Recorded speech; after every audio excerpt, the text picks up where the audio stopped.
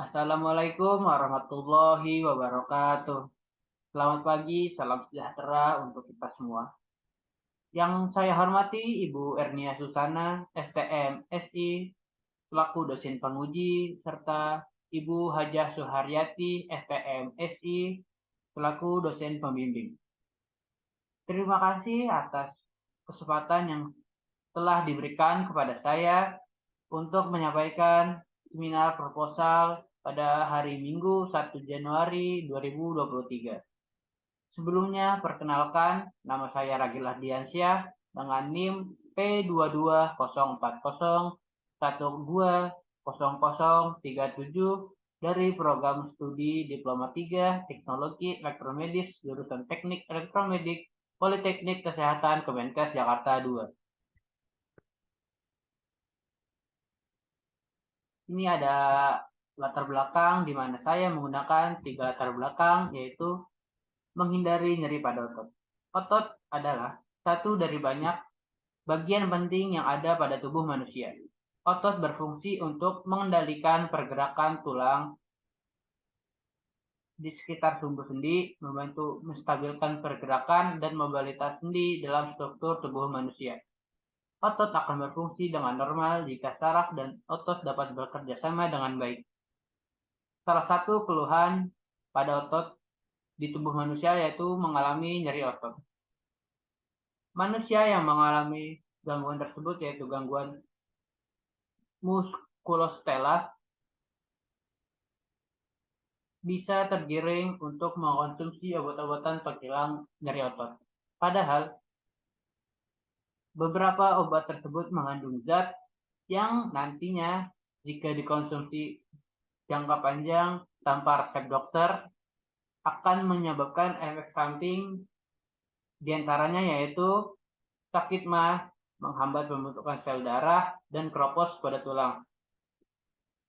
Kemudian latar belakang selanjutnya yaitu mengembangkan penelitian sebelumnya dan mengurangi rasa nyeri otot pada pasien yang menggunakan 4 channel untuk mempersingkat waktu. Kemudian ada penelitian sebelumnya, di mana penelitian yang saya acu yaitu yang pertama ada dari Lukiana dengan judul Alat Elektrostimulator Berbasis Arduino Uno dengan spesifikasi tegangan supply AC 220 atau 240 volt, tegangan supply DC lebih dari 5 volt, menggunakan microcontroller Arduino Uno Atmega 328 dan tampilan LCD 16x2.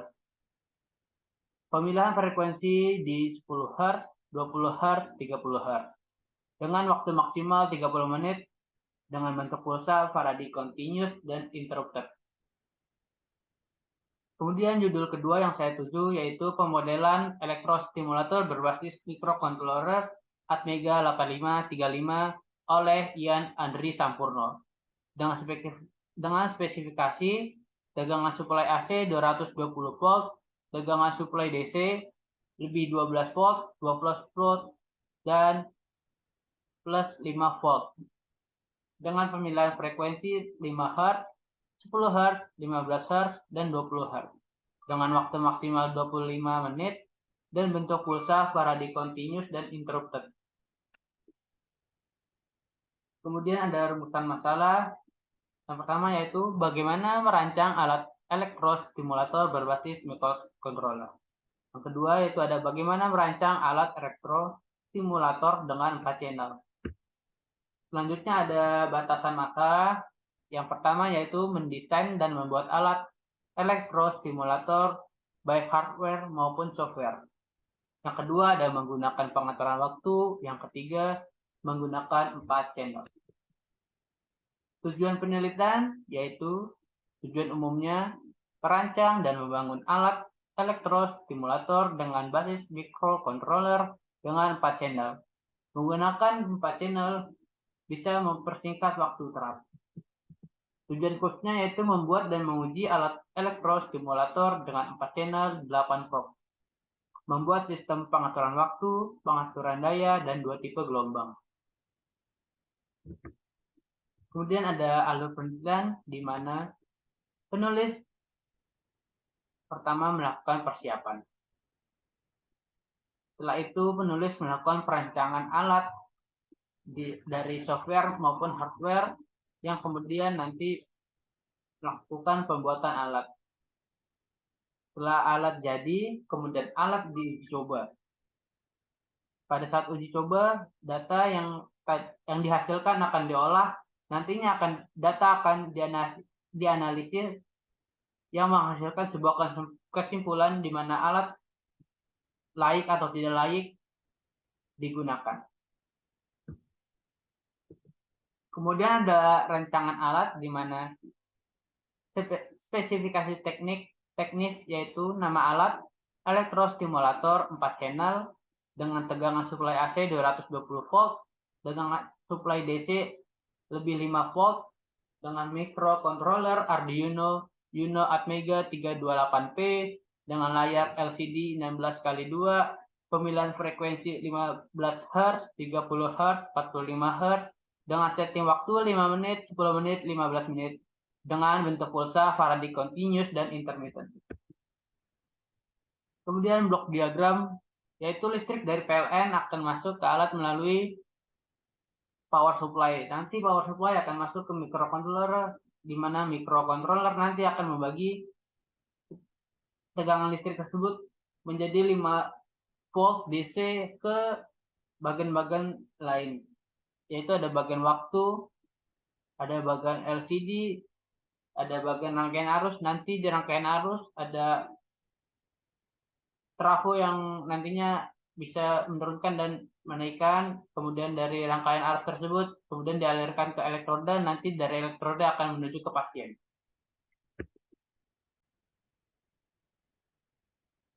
Selanjutnya ada flowchart, di mana nanti alat ketika tombol switch ditekan maka alat akan memulai inisialisasi.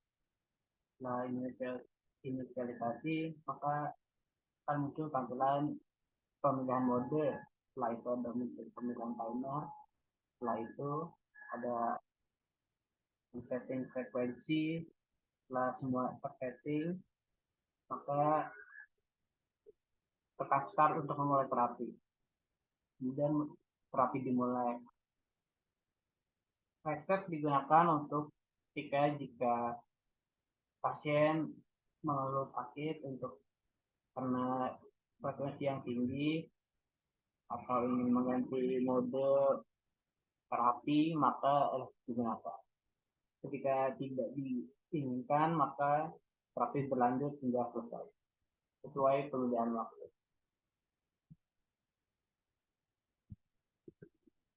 Kemudian ada tabel uji fungsi, di mana yang diujikan yaitu ada tombol step up, step down, di mana ini berfungsi untuk memilih, men-setting waktu, frekuensi, dan mode yang akan digunakan.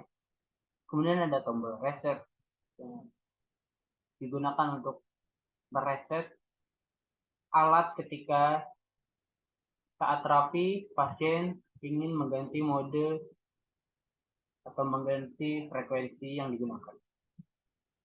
Kemudian ada tombol enter yang berguna untuk mengkonfirmasi pemilihan mode, mengkonfirmasi pemilihan frekuensi, dan mengkonfirmasi pemilihan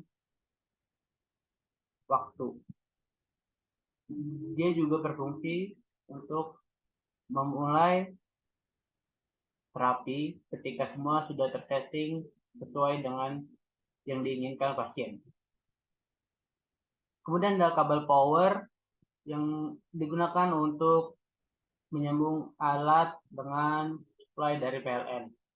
Kemudian ada display LCD yang digunakan untuk atau berguna untuk menampilkan layar dari alat.